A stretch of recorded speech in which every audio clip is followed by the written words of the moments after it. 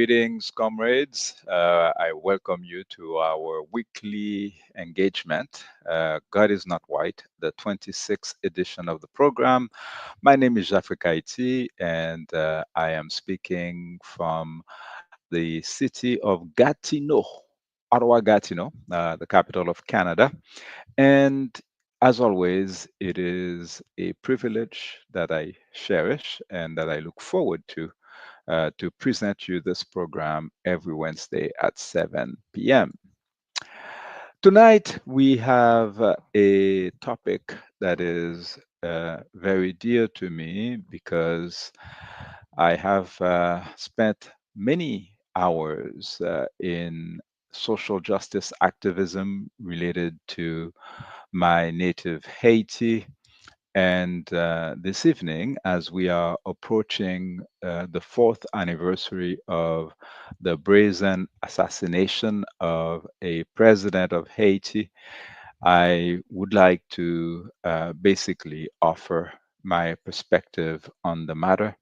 And indeed, if you've guessed that the title, God or the Devil Who Killed the President of Haiti, is more bait than actual analysis that there's some connection between this very real human crime committed by human beings, and imaginary entities, whether you call them God or devil. So, if you were worried that this was going to be some kind of a weird discussion, rest assured that we are talking about what happened, and we're going to do a clear head analysis of the facts as we have them available to us so far. And so, this evening, God or the devil, who made and killed on July 7th, 2021, the president of Haiti.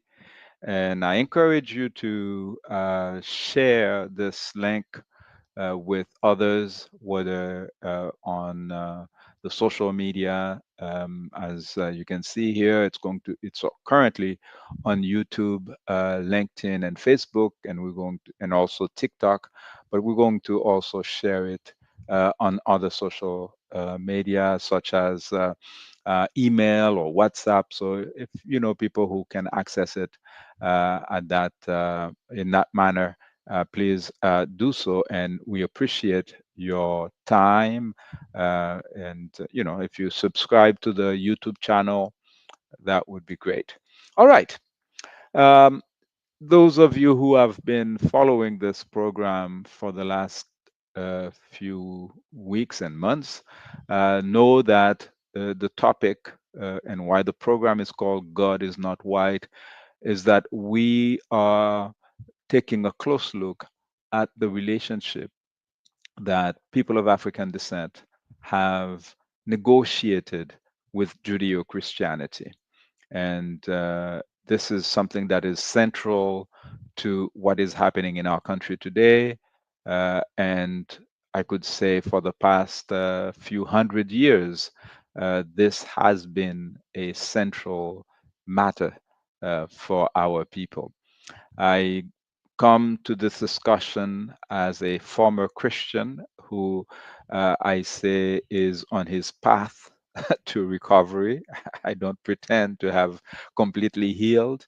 And for those who are even offended by me putting it this way, I beg your patience, and perhaps in the discussion, you will see why I consider an African who has now adopted the superstition of the people that have oppressed his ancestors or her ancestors is a pathology. It's not natural, it's not normal, and I do not feel any necessity to pretend that it was ever normal. However, Once this is understood, there is a responsibility, and that's what I've tried to do with this program, to do the research that is required to share some of the history of Judeo Christianity that is recorded in books, in libraries, that is accessible,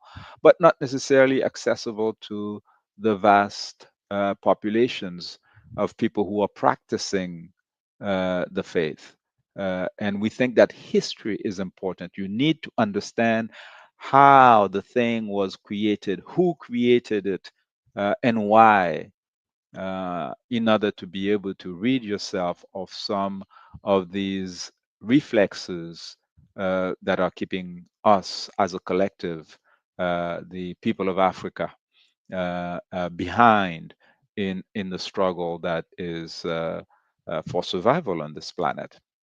Okay, you know, we've discussed the history of Judeo Christianity, how after the killing of Jesus, the Romans established the dogma, and using violence, they converted a number of people.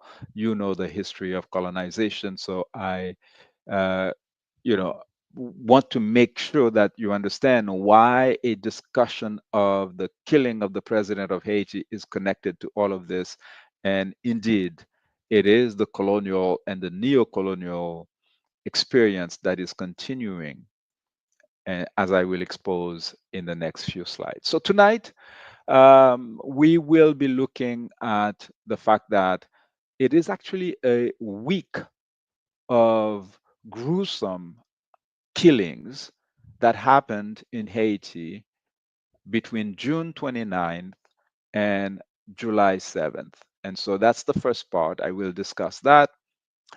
I will speak about the state of the investigation, so identifying who executed the president, who committed the assassination, what information do we currently have, and what we are still seeking.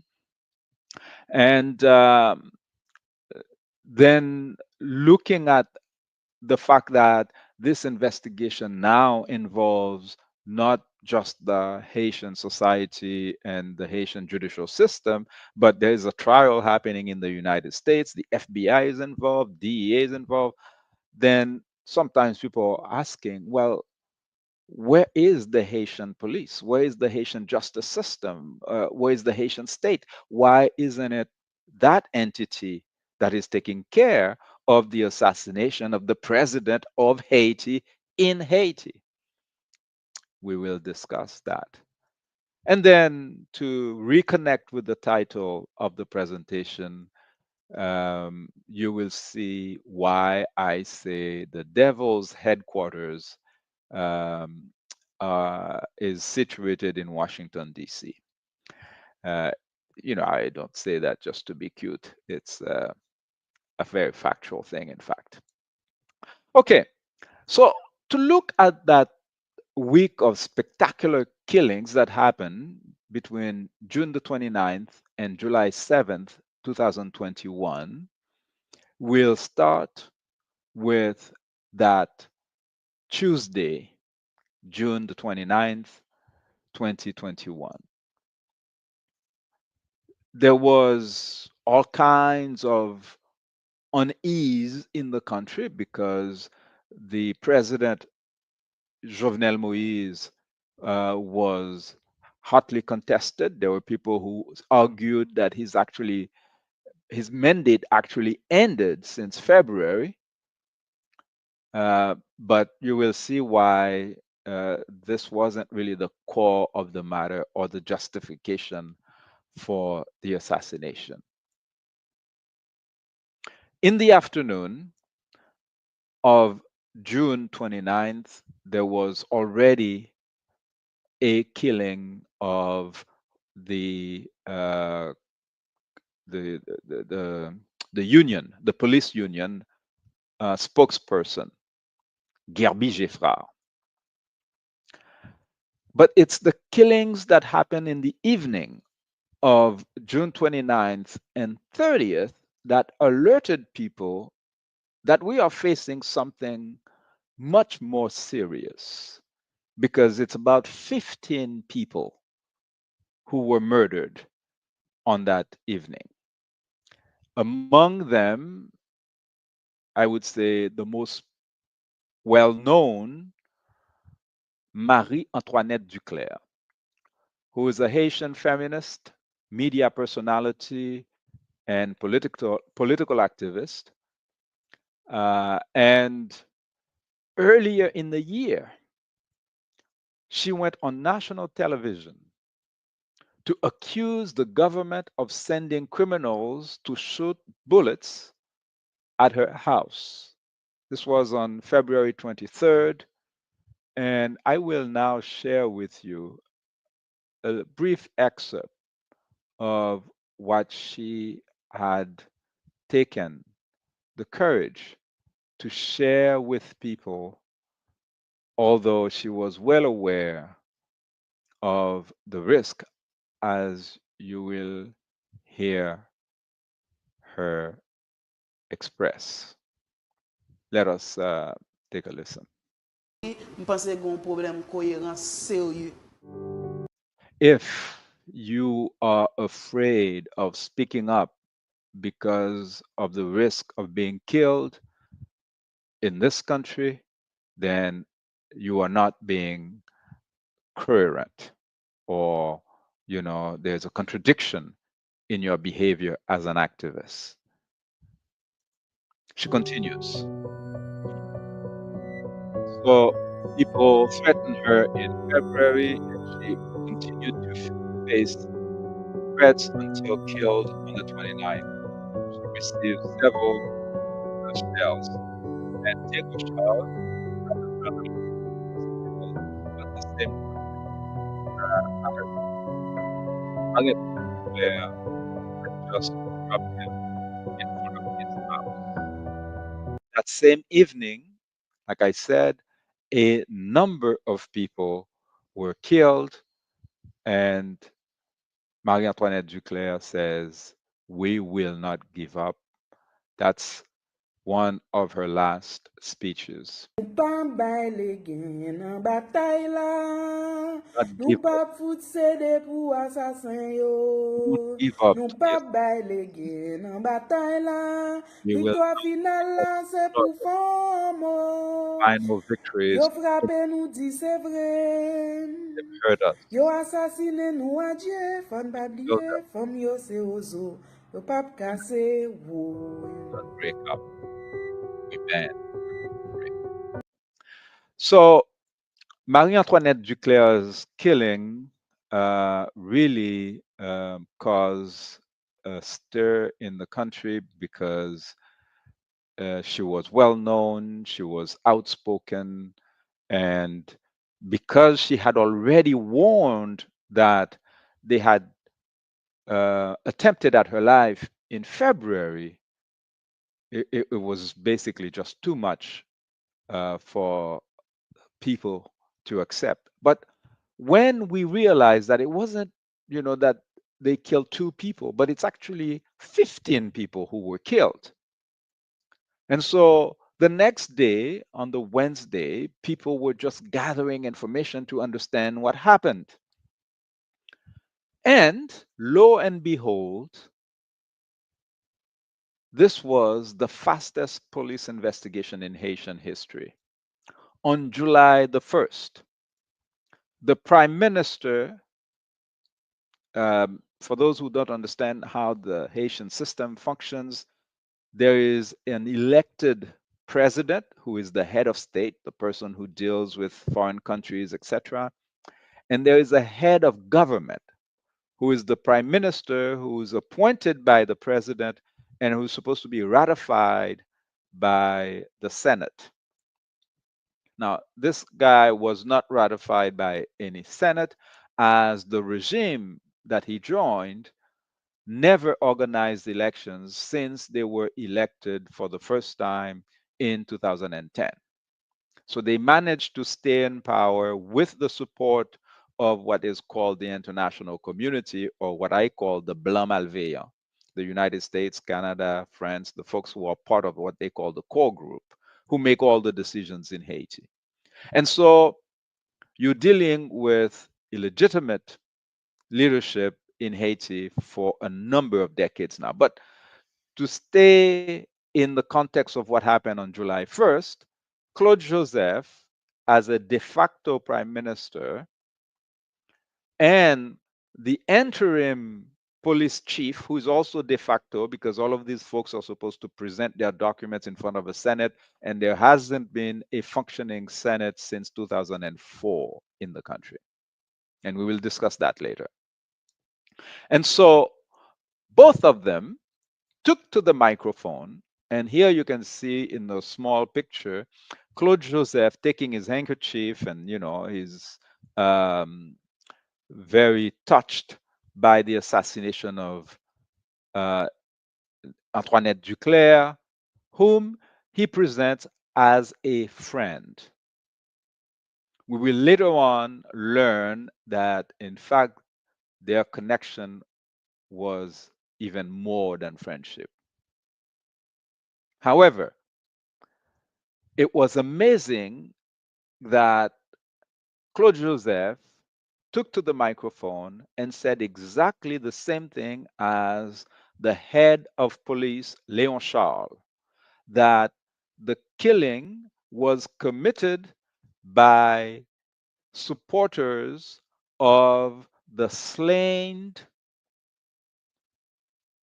police union spokesman, Gerby Geffrard, who was killed earlier that day, in that same afternoon of the 29th. Okay, so they killed Gerby Geffrard earlier in the afternoon, and in the evening, those 15 people were massacred.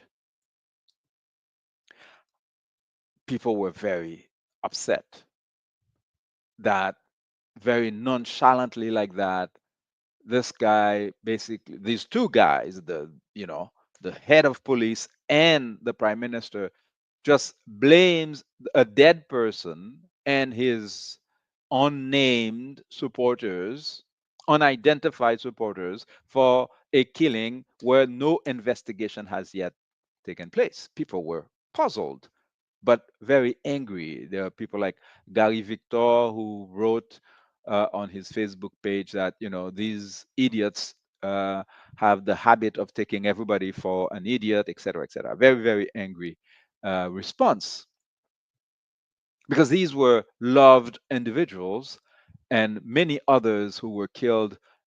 People were wondering whether this was decoy. Why did all these people need to die like that? In any case,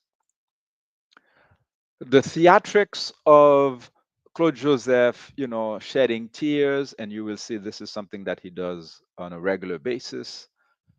Um, all of that made people angry, but it was only the beginning of strange things happening, because that same day, something even stranger was going to happen.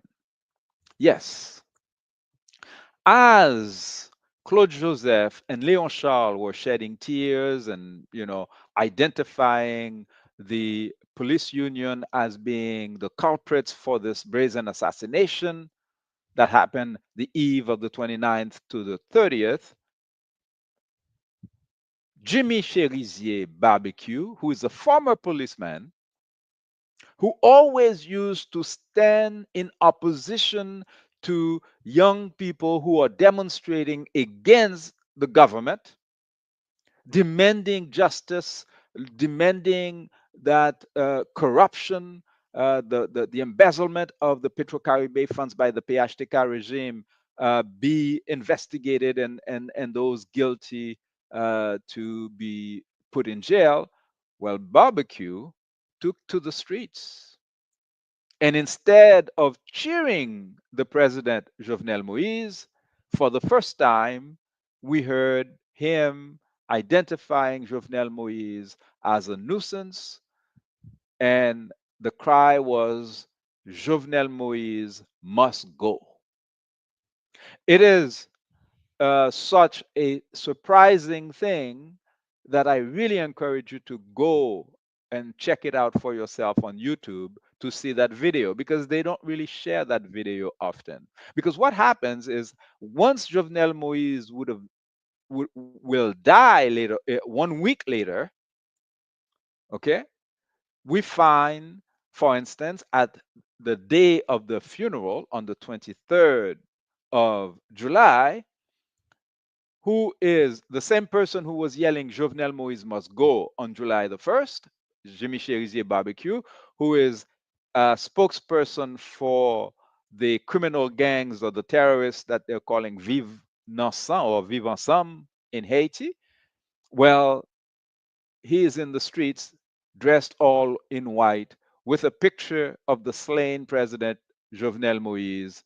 And I dubbed these people les jovenelistes du septième jour, because starting from that day, every seventh of the month, you see all kinds of activity on Twitter, people who are expressing their love for Jovenel Moise, the slain president, identifying all kinds of good things that he's done. Yet, on the night that he was being killed, no one was there to support him. And we're going to learn even more dramatic things later on, such as Jimmy Cherizier Barbecue stating in one of his videos that Claude Joseph, the prime minister appointed by Jovenel Moise, but who was now a a retired prime minister because someone else was named to be replaced by him. And apparently, that same week, Jovenel Moise was supposed to name another prime minister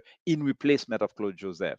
Apparently, Barbecue, okay, was called, according to him, by Claude Joseph after the assassination of the president to ask him not to get to the streets, not to get the supporters of Jovenel Moise riled up in the streets. Now, you would say, well, that's strange. How could Jovenel Moise be supported by Barbecue if on July 1st he was yelling, Jovenel Moise must go? He was yelling, Jovenel Moise must go. Well, that's because, like I said, this single demonstration against Jovenel Moise led by Barbecue on July the 1st was an oddity, because all before that, the gangs were always in support of Jovenel Moise and the PHTK regime.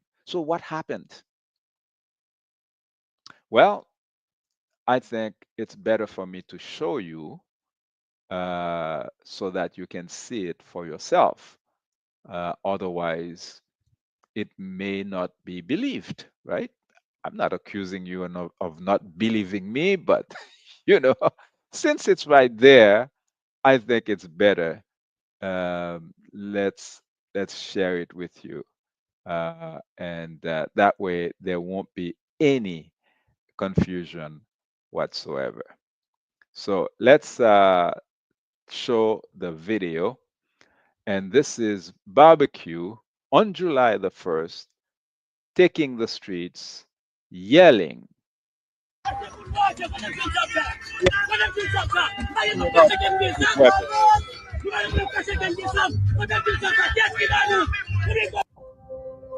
Who gave us these weapons? Barbecue is yelling. Oh, Jovenel must go. He must go. Jovenel Moise must go. Jovenel Moise must go. Jovenel Moise must go. Today, we're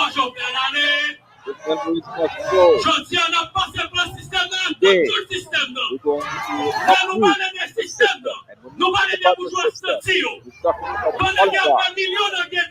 They're making billions, but we are taking the pigs. When we speak about the system, we talk about Jovenel Moise and the opposition. Today, we may call us all kinds of bad names, but we know we are not thieves. And so this was is like a dynamic marketplace, always evolving, always And moving. this is the I'm here to picture be your that some media are presenting to us as uh, revolutionary. This is something that I expect that you would have seen on the web, that there are, in general, three white guys, white Americans, Kim Ives, Dan Cohen, and a lesser known Canadian, who've been promoting documentaries that this guy you just saw, Jimmy Cherizier, the former police that became head of the kidnapping gangs in Haiti, is leading a revolution. And it's just that, some Haitians are just too slow to understand that. Now, of course, the optics were kind of weird because the people who were supporting Jimmy Cherizier barbecue are still supporting him. Um, the fact that they're all white was kind of difficult. And here's a former US ambassador, Pamela White, saying that the guy you just saw who was screaming to the top of his lungs, Jovenel Moise must go on July the 1st, 2021, must be part of the solution. Now, former US ambassador, that now, of course, clearly she is right wing, but Kim Ives and Dan Cohen present themselves on the internet as leftist, and they've socialized in the left in Latin America the idea that these terrorists are leading a revolution in Haiti. It's just that some Haitians are just too slow to understand that these guys who are killing people in the impoverished neighborhoods are revolutionaries. But since they are white leftist revolutionaries, they know Marxism, so we should just defer to them. But we're not just deferring to them, we're also deferring to the right wing former US Ambassador Pamela White. Let us. Ambassador White, thank you so much for joining us today. Thank you for having me. This is a very concerning situation in Haiti. Gangs have pretty much taken control of the country. The prime minister forced to shut down, and he wasn't even in the country when this happened. Can you give us the very latest about what is going on? Yeah, well, I can give you from where I'm sitting here in South Carolina what I'm talking to many people in Haiti. They're very distressed, and I know we don't have a lot of time, but I do want to make a couple of points. And one is I talked to Guy Philippe yesterday, and I know that he's sort of put as being one of the bad boys, but in my opinion, he's someone that can help with the situation, and I believe we should be dealing with him. We dealt with the Duvaliers for 20 plus years. We can certainly deal with Guy Philippe. He's charismatic, he's bright, he's articulate, and he has many people that are following him. And I think he can be part of the solution. I think that even Barbecue, Jimmy C can be part of the solution. I don't think that 1,000 Kenyan troops for the tune of $237 million are going to turn the situation around in Haiti. And my last really important point is this new 7-person council, transition council. I don't know transition to what, because we're in a total failed state in Haiti. But in any case, if one of the people that are appointed on that 7-person council are the elite, the names that we have heard, the political elite, the private sector elite, even one, the people that have mansions in the hills of Port-au-Prince, Petronville and above, the people who have mansions in Florida and send their kids to Ivy League schools. Those people, if there's even one, it's going to fail, dead on arrival. So I don't know who the names are. I don't know who's being considered. I have not any clue, but I do know that if it's the elites, the old time elites that have been running Haiti not well for 50, 60, 70 years, that. So, this is Pamela White. I think she made her point quite clear that she wants thugs. In thugs, she trusts, and she doesn't want elites, people who are educated. No, that's not good for Haiti. Okay. And she's being very disingenuous also when she pretends to put in that same group of elites the economic elites. Okay. And for those who don't know who the economic elites are in Haiti, you might be fooled by what she said there. But these people are the very good friends of Pamela White, and they are the ones with whom that she had governed. But of course, because they are also white, Pamela White is giving the impression that she is with the people.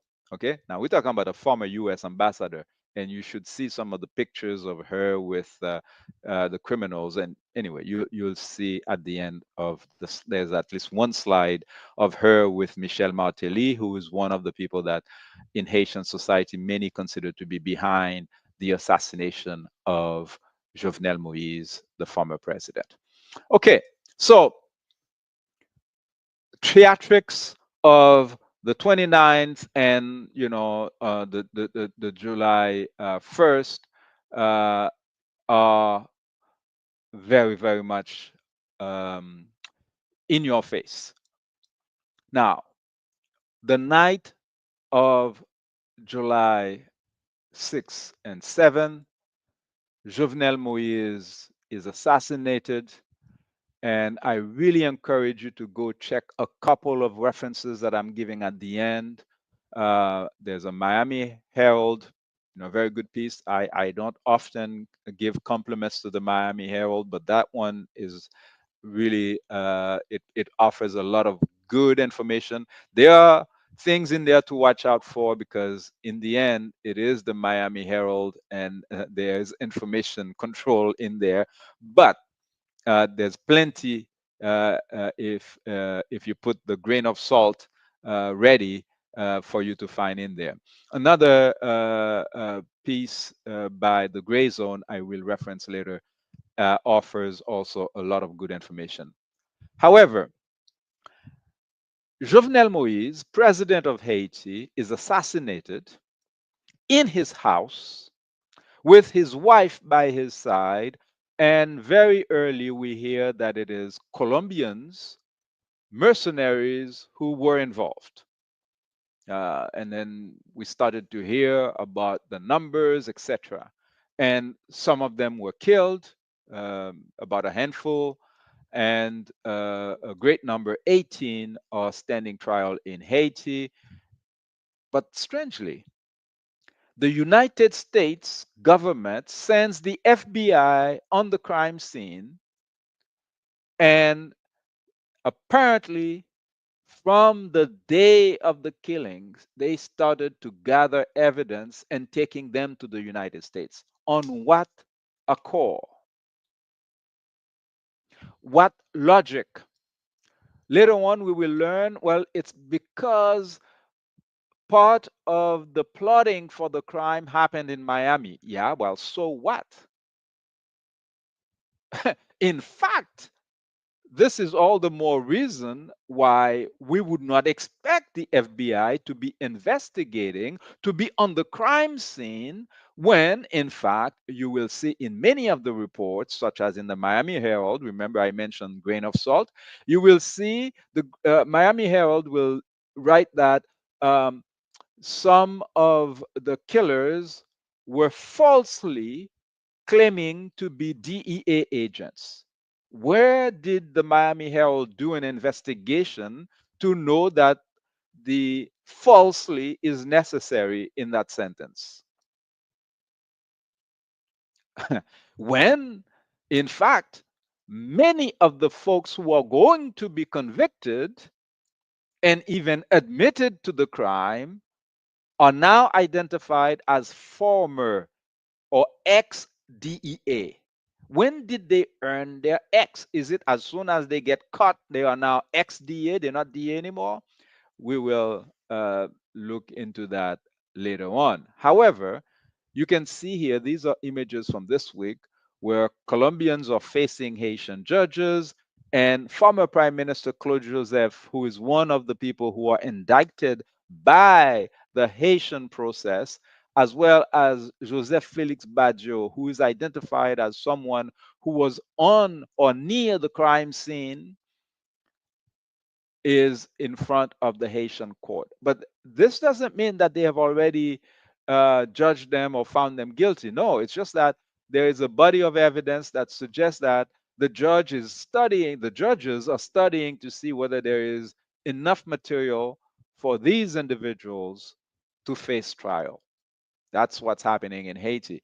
And on the United States side, some of the people who were implicated, the United States entered Haiti and took these people from the Haitian judicial system, took them to the United States for trial.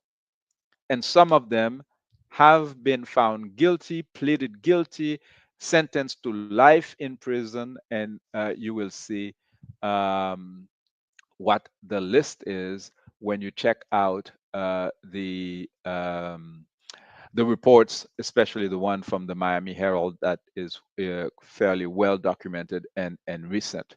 And so uh, they say that Colombian squad leader Herman Alejandro Rivera Garcia, also known as Colonel Mike, emerged from inside the house. So that's after the killing of Jovenel Moise. He took out his phone in front of Vincent and Solage, who are both American citizens of Haitian origin and identified as DEA informants. In some reports, you will see they say ex DEA informants. Um, and so Rivera made a call. The president is dead, he reported. And so this is the night of the killing. Now, sometimes they in articles, you will read that the Haitian judicial system is very slow. Indeed, 4 years, and the shenanigans that are happening in the Haitian court system is simply annoying because it's just distressful. However, it is not only in the Haitian trial that you're finding shenanigans. In the United States, we hear in this report from May the 29th that the judge has decided to delay the Miami trial of 5 men accused of plotting the assassination of Haiti's president. And who are these 5 men? It so happens that these 5 men are the ones who are closest to CTU, which is a Miami based company and led by a right wing Venezuelan, Ventimea, who claims that all along he was working with the US government and what they were doing, they knew to be an operation that is sanctioned by the government of the United States. And so you might get a hint as to why this trial is not going fast.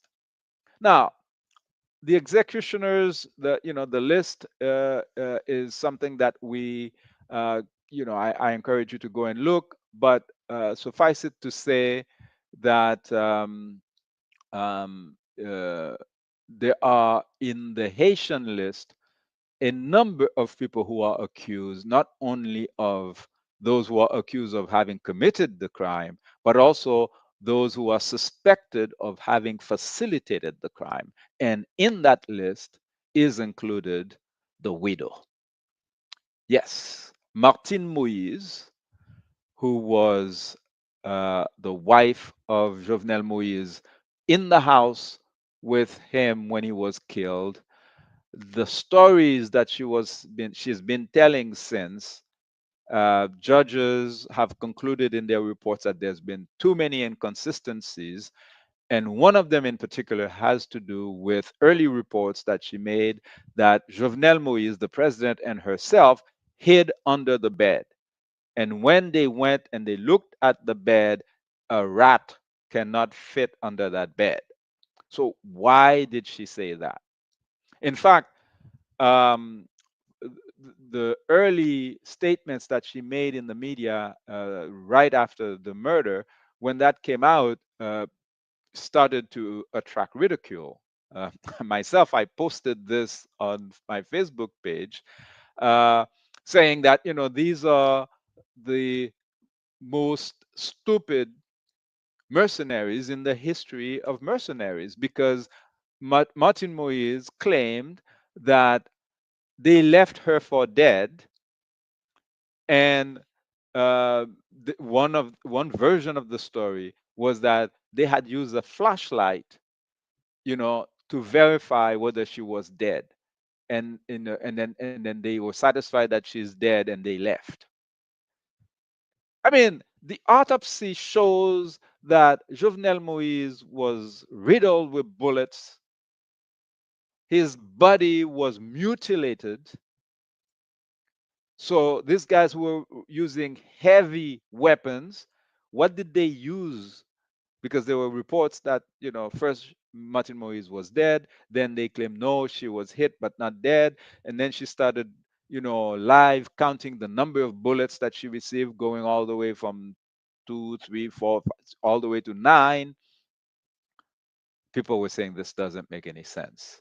And then in the Haitian police report, when she was auditioned, apparently she said that they pinched her toe in order to verify that she was dead, and they were satisfied that she's dead and left.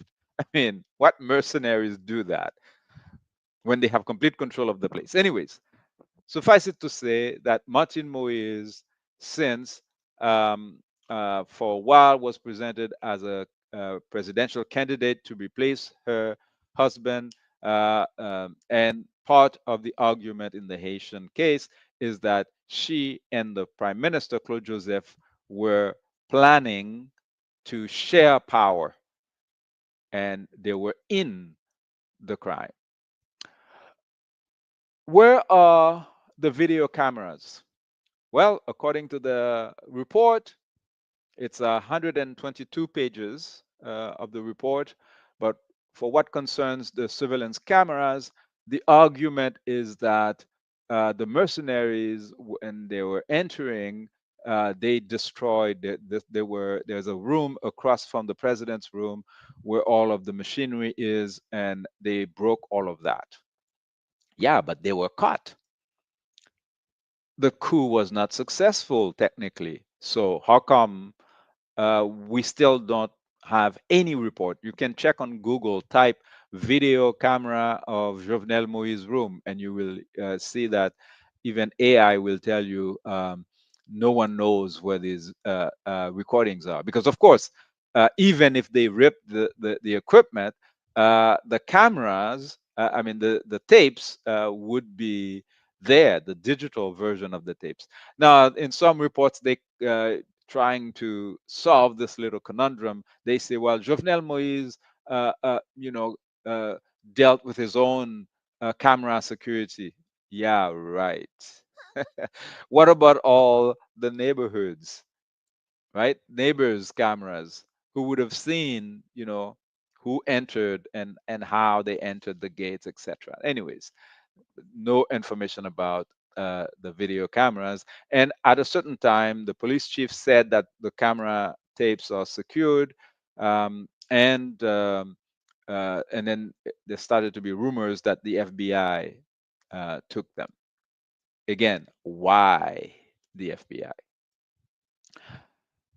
So shenanigans all over the place, and like I said, the folks who are arrested, whether it is this man who is a pastor who pleaded guilty, or James Solage, all of them were taken to the United States. And if you know the conditions of jail in Haiti, if you are someone who was mobilized for this kind of activity and they offer you a choice between being jailed in Haiti and being in an air conditioned jail in the United States, I don't think it will take you long to decide what is your preference. And a number of folks uh, are identified, some of them from well known white Haitian families in Haiti who control the economy of the country. This article there tells us that the defendants still awaiting trial are Intriago, who is head of the Miami area security firm CTU, Archangel Pretel Ortiz, a former FBI informant. Again, the word former there, no one will tell you when he became former. A former FBI informant who joined CTU, Walter Ventimilla, a Broward County um, financier, Solage and Sanon, who are of Haitian origin but Americans, who was originally seen as a presidential successor by the group Sanon. All five are being held in federal custody. Of the five, Sanon was the only defendant who objected to the latest delay, telling the judge he opposed pushing the trial to March 2026. And the argument for pushing it is because, well, they say they have so much evidence it will take time to analyze. Shenanigans, right, left, and center. The Gray Zone article, really, you should take a look at it because they made some amazing conclusions uh, showing that not only did you have DEA informants and FBI agents involved, but that they've been plotting this for a long time in the United States. What happened to the Haitian police, the Haitian justice system, and the state? Yeah, this is the obvious question, right? How come this is being tried in the United States? Well, the argument is that the system in Haiti is too weak. When did it become so weak? Well, it so happens that during this period of time, from 2004 to today, there is a UN mission in Haiti. Currently, its name is BINU, but before that, it was named Minijust, and then before that, MINUSTA. And each of these names suggest a focus. And MINUJUST was a UN mission spending millions of dollars a year to strengthen the Haitian justice system. Yet the outcome is that the Haitian justice system is deemed to be too weak to try the assassination of its own president, while the country is still under UN occupation. What has been happening in Haiti since 2004 is that the state has been collapsed. I say it has been collapsed because it didn't self dissolve. On February 29th, 2004, white soldiers from the United States, France, and Canada invaded Haiti, took control of the airport. You can see Canadian soldiers there from their own website. And the United States soldiers kidnapped the president of Haiti and his wife and took them out of the country, dumped them in the Central African Republic. They didn't just overthrow the president, they disbanded the legislature. All of the mayors lost their positions. It was a complete overhaul of the government that was elected by the people of Haiti in 2000. And the United States, Canada, and France, and what they call the core group, have been running the country since 2004 with the results that you can see today. But in order to maintain all of the decision making powers without shouldering any blame for the mess, they appoint puppets.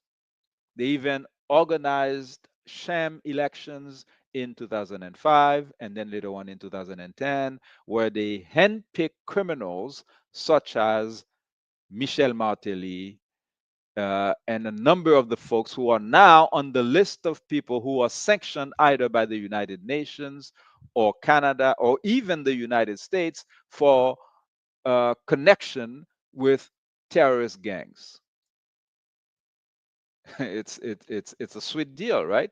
You get to invade a country, take control of its customs and its governance and even the changes that are happening in its constitution, but no one can blame you because they are Haitian presidents.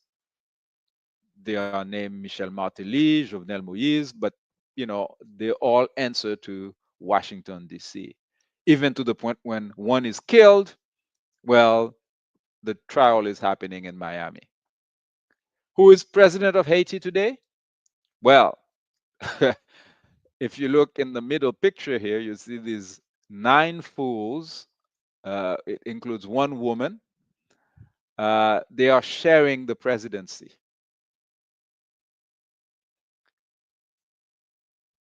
Of course, it's dysfunctional.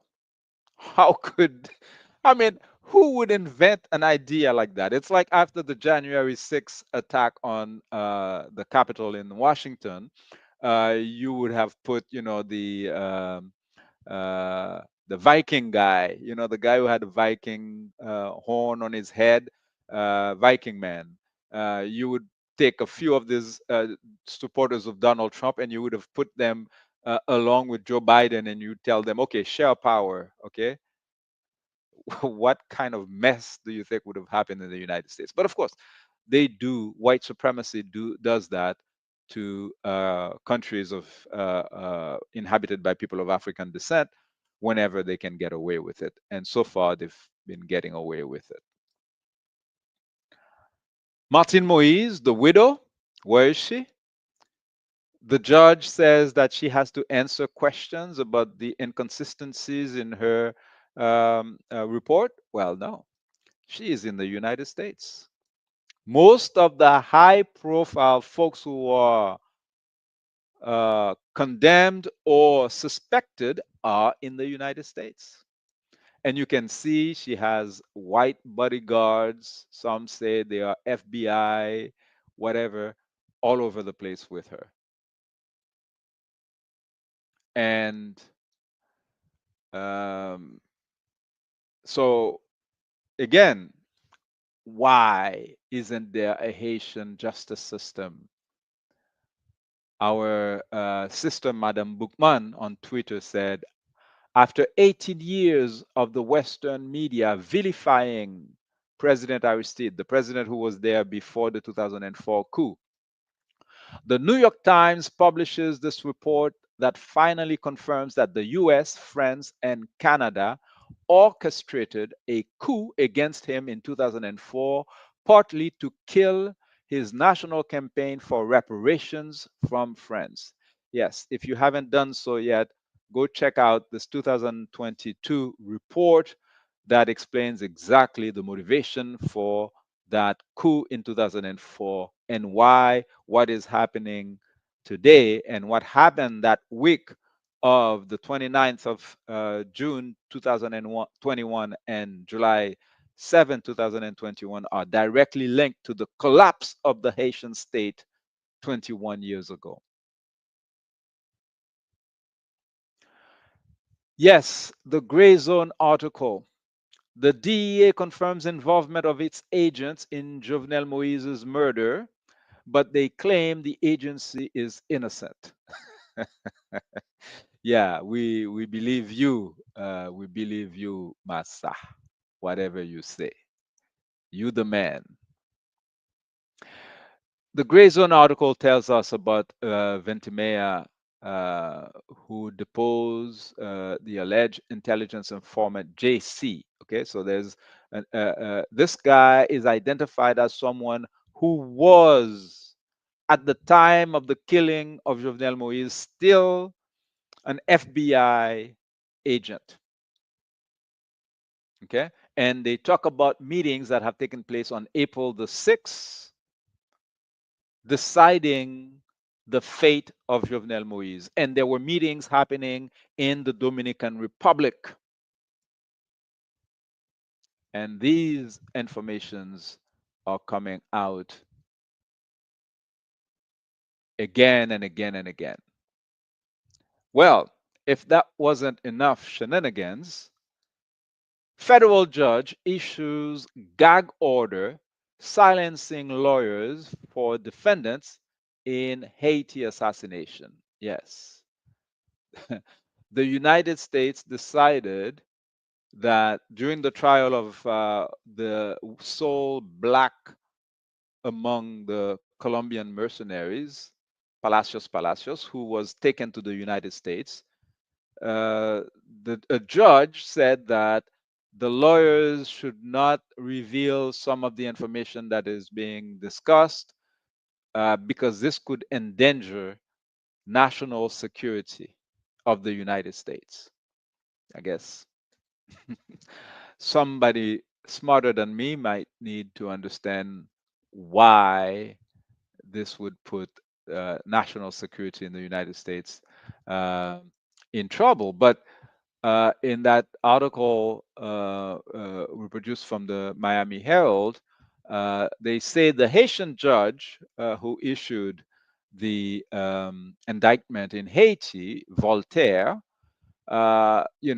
collaborated with the FBI and allowed some of the folks that they had captured in Haiti to go to the United States.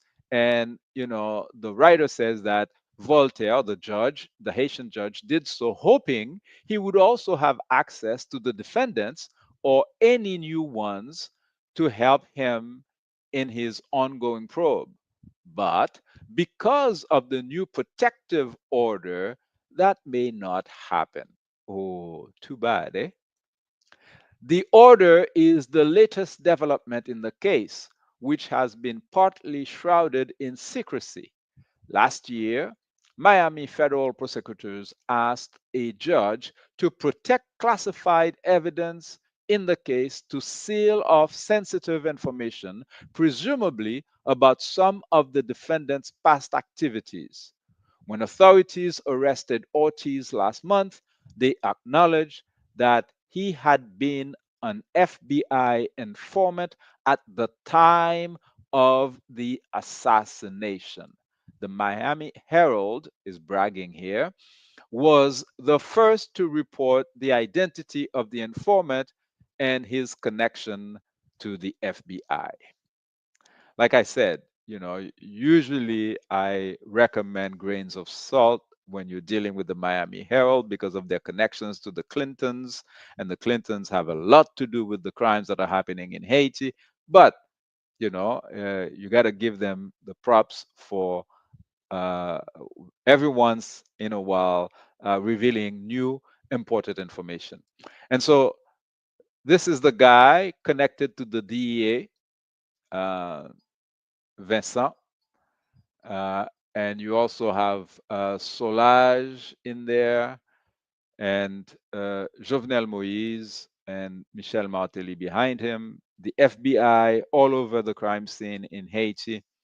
And like I said, the former US ambassador, Pamela White, that you see here in the family album with Michel Martelly. And I kid you not, that's the caption. We are family. That's the former US ambassador here and her husband with Michel Martelly, who is a suspect in the crime.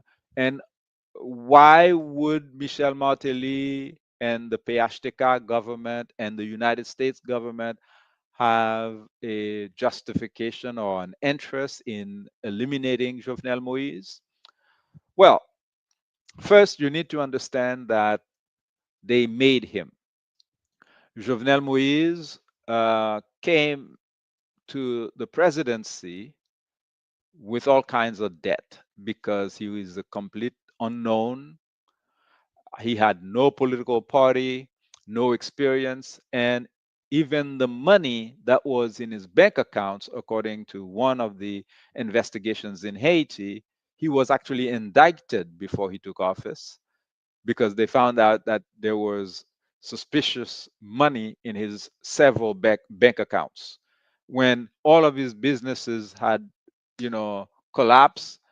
Then he had millions of dollars, and the perception is that it is the white oligarchs, the 15 white mafia families that control the Haitian economy, uh, with Michel Martelly, who was president before Jovenel Moïse, who put all of this money in his account and facilitated his campaign.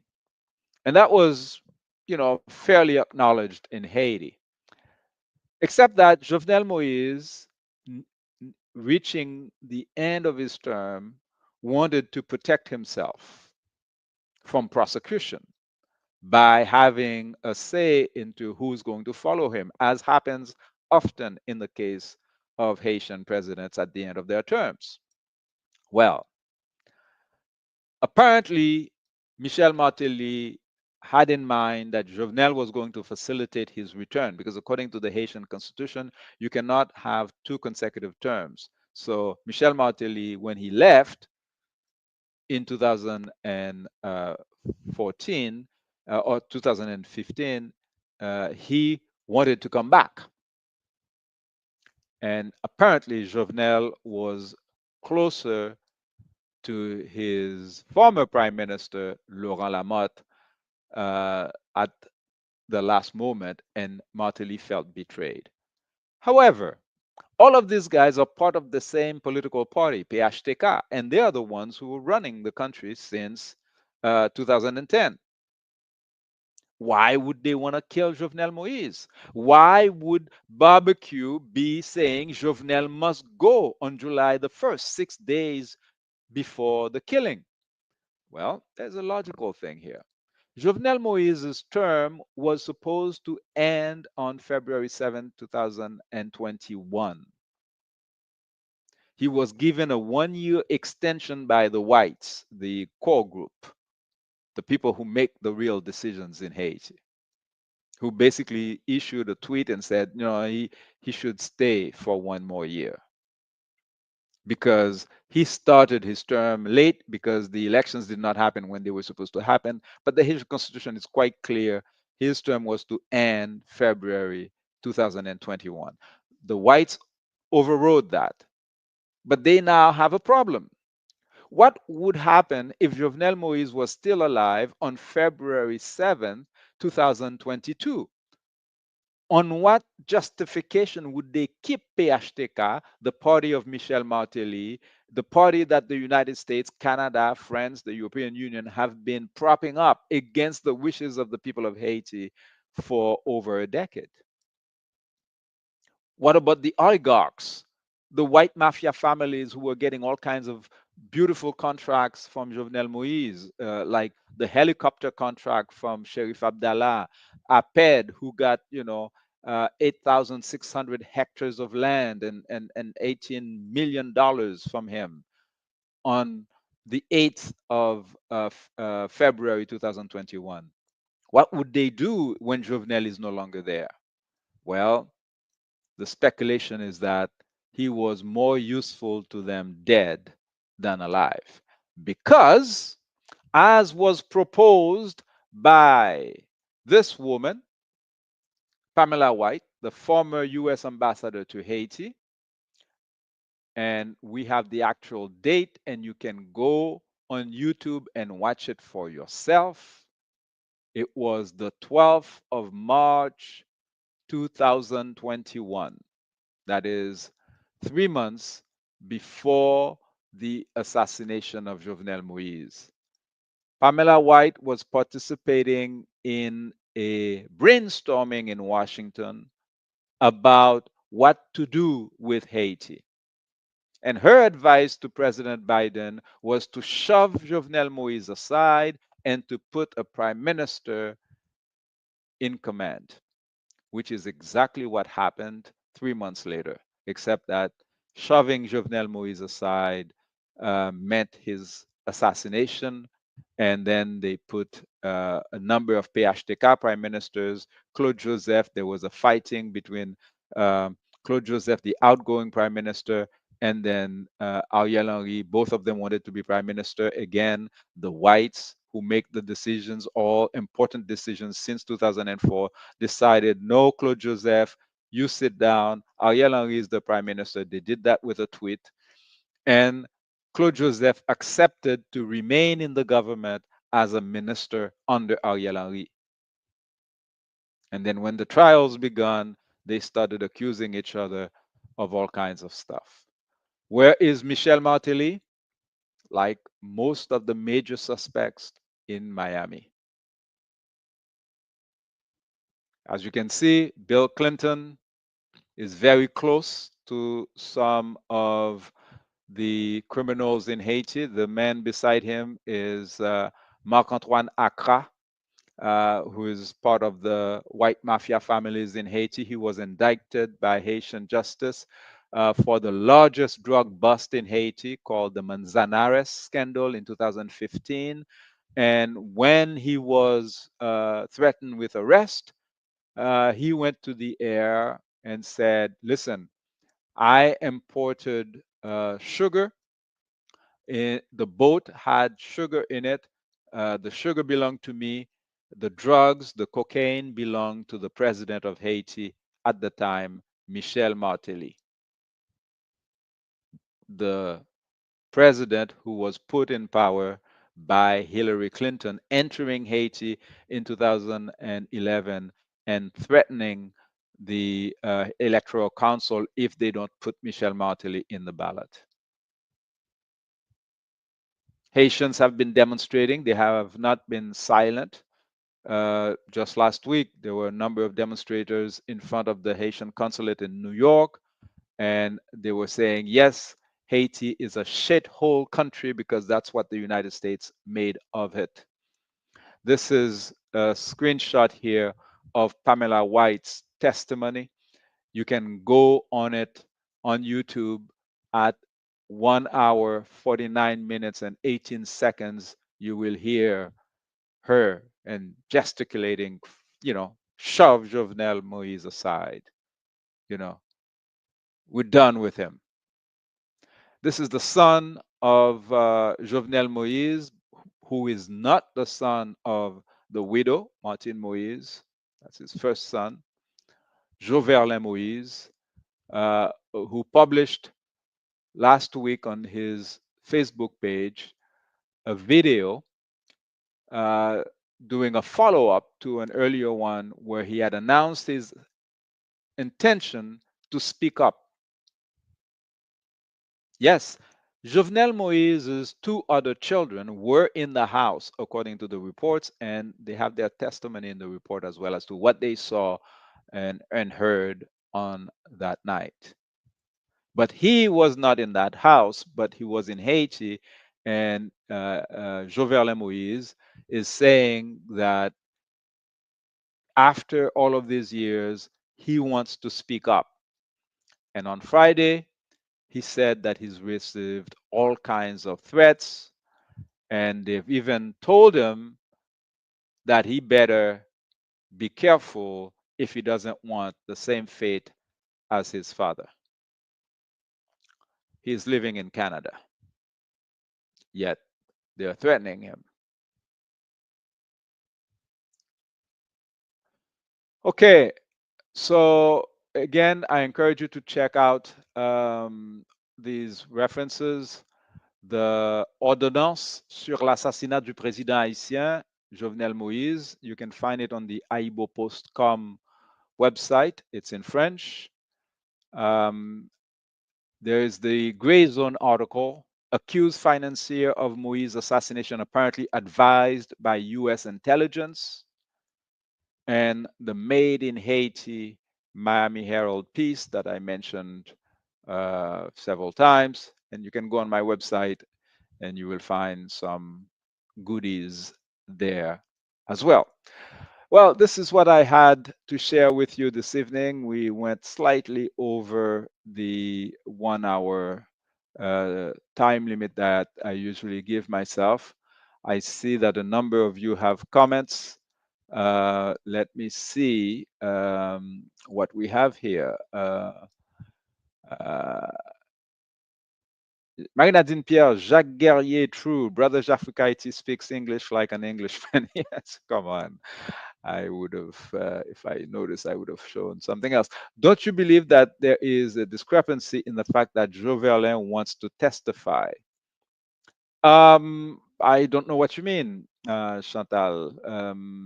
You know, eh, I think as the son of the slain president, um, and like I said, he's not the son of Martin Moise. And now more people are warming up to the idea that perhaps the whole marriage of Martin Moise and Jovenel Moise was a sham. And in fact, Martine wanted power for herself. And she was, in fact, according to some of their friends, that's the other thing that I didn't mention. There is more than a love triangle involved here. Okay. Um, Claude Joseph has as one of his reputation of being a womanizer, and he was rumored to have been with the slain journalist Antoinette Duclair, which is a very, very, very disturbing idea because she was in regular demonstrations against the regime, and apparently she was all the while sleeping with the prime minister, Claude Joseph, who is now accused in the killing. And there are some theories out there that she would have seen information about the killing of the president 1 week before. And that's why she was silenced. That's one speculation. That's one theory. And how she came to see this, the information that was on Claude Joseph's phone is because, again, they have a love relationship, and it was more out of jealousy because apparently Jovenel Moise and Martin Moise were not living together, and Claude Joseph, as he himself was jokingly saying, sometimes goes to the house without the president being present. And so there is rumored love relationship between Martin Moise and Claude Joseph as well. So if you have all of that kind of stuff happening, it's very messy. And so I would think that Joverlin Moise would have important clarifications to provide. Um, uh, and he might be in a position to clarify all of these things because of course, you know, in Haiti, the rumors about men and women, you know, you cannot really just trust it because you heard it, right?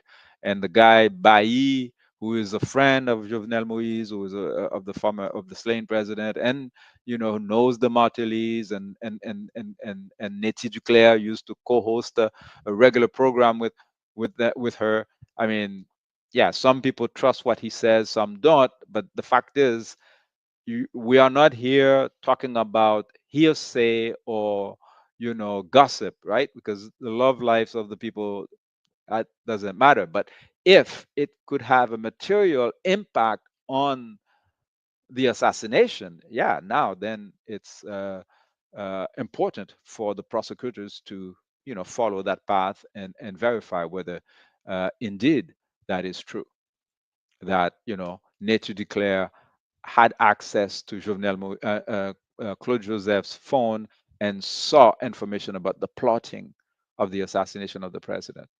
And again, Badjo, what his testimony has been in the court in the recent weeks, would support some of that. Okay. Uh, uh, so let's see. Chantal Timothée, that was revealed years ago. As a matter of fact, Jomo had a mistress on the side as well. Yeah, yeah, yeah. Yeah, no, these things are, things that were rumored. And it's interesting that the US media that has had more access and, they are protected compared to Haitian media, have stayed completely away from these things. Even the simple question about what happened to the videotapes, they don't ask that question. And Martin Moïse appearances in U.S. and French media have been really like so soft. It's like, they give her easy questions, and you really don't understand what's happening with that. Okay, if there is no question, I, I I was supposed to take phone calls. I think somebody tried to call and I didn't pick up. Let me just quickly activate my WhatsApp just in case there's someone who has a burning desire to speak. And so, yeah, to answer my own question, right, about whether it is uh, God or the devil who killed the president of Haiti, uh, none of the above would be my guess, because indeed, as we all know, there are no extraterrestrials involved in the affairs of man, including in those crimes, whether it is crimes happening in war theaters or assassinations of presidents and coups and takeovers. All of these things are conducted by us, human beings, and we must assume 100% of the responsibility for the crimes that have been committed, but also for making the effort to fix the situation. He gave an interview to Jean Fils-Aimé a few months after his father was killed. Yes, referring to the son of Jovenel Moïse. Indeed, that was a good interview. But I would like to hear him now because, like he said, he says he is willing to talk again because, of course, with the passing of time and some of the people who've been arrested, there are things now that are known. People like Woodruff Jarre from the one of the Haitian elite families. They in the Miami Herald they only present him as a drug dealer, but he's much more than that. He's also a former DEA informant, and he was involved in many of the drug activities with Michel Martelly, Marc-Antoine Accra. Again, there are so many of the players who are connected to Michel Martelly, whether it is the chief of police, Dimitri Erard, who Michel Martelly is trying to distance himself from him now, but everybody knew that he's the one who facilitated Dimitri Erard getting into the police, etc. And this guy escaped from jail. And you don't hear, the United States, Canada, as they usually get involved in Haitian business, or the OAS saying that, oh, they need to arrest him back. The guy who's, implicated in the assassination of the president. Oh, everybody just, forget about it. And now he's part of the whole thing with folks supporting the ISO terrorist, the barbecue terrorist, are working hand in hand with Dimitri Erard, right? So, uh, whichever way you turn this thing, Haitians are going to have to fight to get out of this quagmire. One final point. You recall that I was saying earlier that uh, part of the challenge that the United States and others who are trying to sow confusion about the situation in Haiti are facing is that the people who are supporting the concept that the gangs of terrorists are political players and they deserve to be at the negotiating table, just like the former US Ambassador Pamela White has been saying, uh, and Kim Ives of the newspaper Haiti Liberté, who's a white American who lives in New York, Dan Cohen. The problem is the optics. All of these people are white.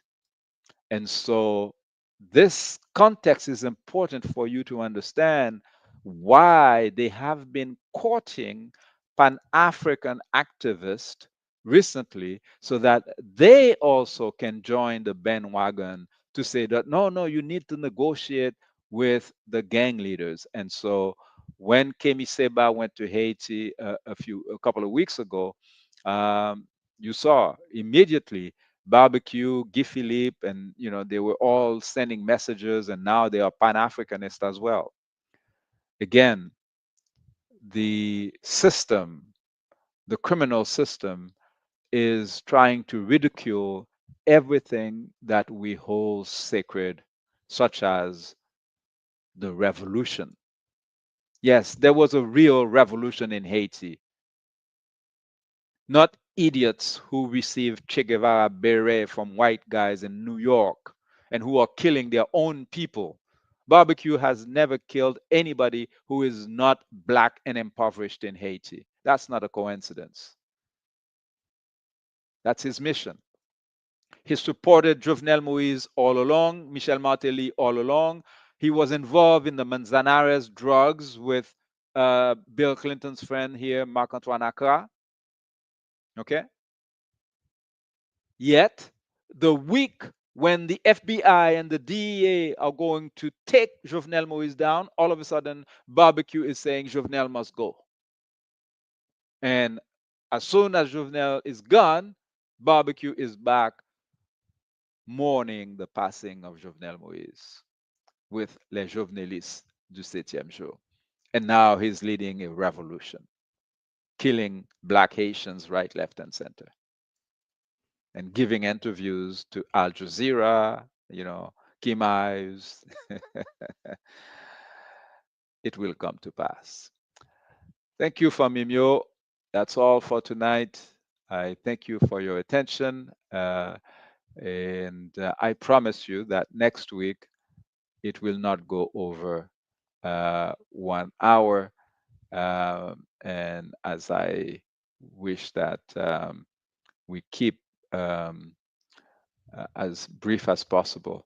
Let me end with what we started, because I think it's important that we remind ourselves again and again that the people of Haiti is not made of thugs. Yes, we have thugs among us. We have thieves, we have criminals, we have crooked leaders. As you're noticing now in the United States, so do you, right? There's nothing magical about that. But we also have intelligent, bright, beautiful, courageous, ethical men and women of honor in our country. One of them, Marie Antoinette Duclerc, that you've killed, we will not let the generations coming forget that there was a season when she was among us, she walked the earth, and she spoke her truth. On fait un seul chemin, on marche main dans la main. Traces ancêtres nous te tracé, faut ne pas quitter yo disparaître. Haïti c'est pour nous, faut ne pas dire nous pas mêler. Au contraire, si nous libérer, c'est une victoire, c'est une l'honneur.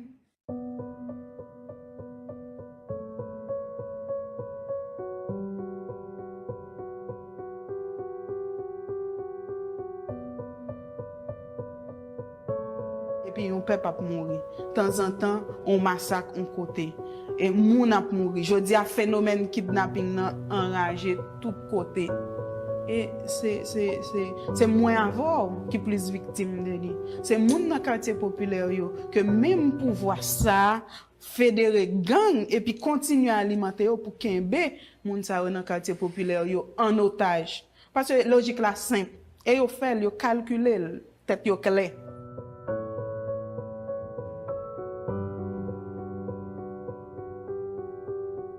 Fok citoyen, citoyenne en d'un pays a pas lever voix aujourd'hui.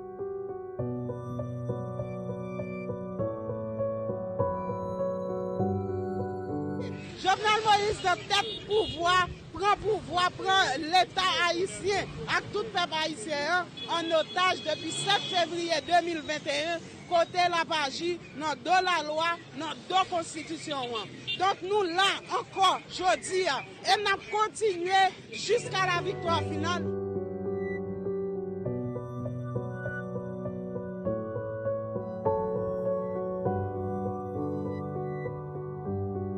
Je dis à toutes conditions réunies en deux pays, et par balle, corona, et accident, etc., kidnapping, je dis à pour mourir. Je dis à si c'est une parole ou pas vrai dit pour pas mourir, je pense qu'il y a un problème de cohérence sérieux.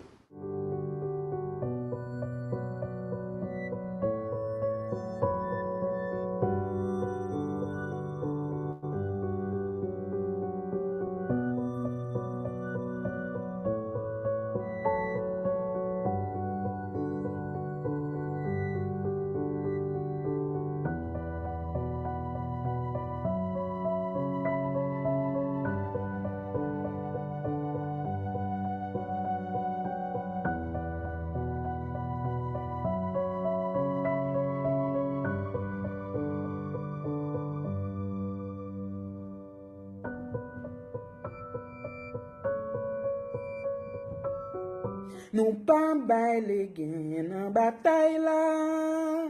Nous pas foutre céder pour assassin yo. Nous pas bailler gain dans bataille là. Victoire finale là c'est pour femme. Yo frappé nous dit c'est vrai. Yo assassiné nous à Dieu. Femme pas oublier, femme yo c'est ozo. Yo pas casser wo.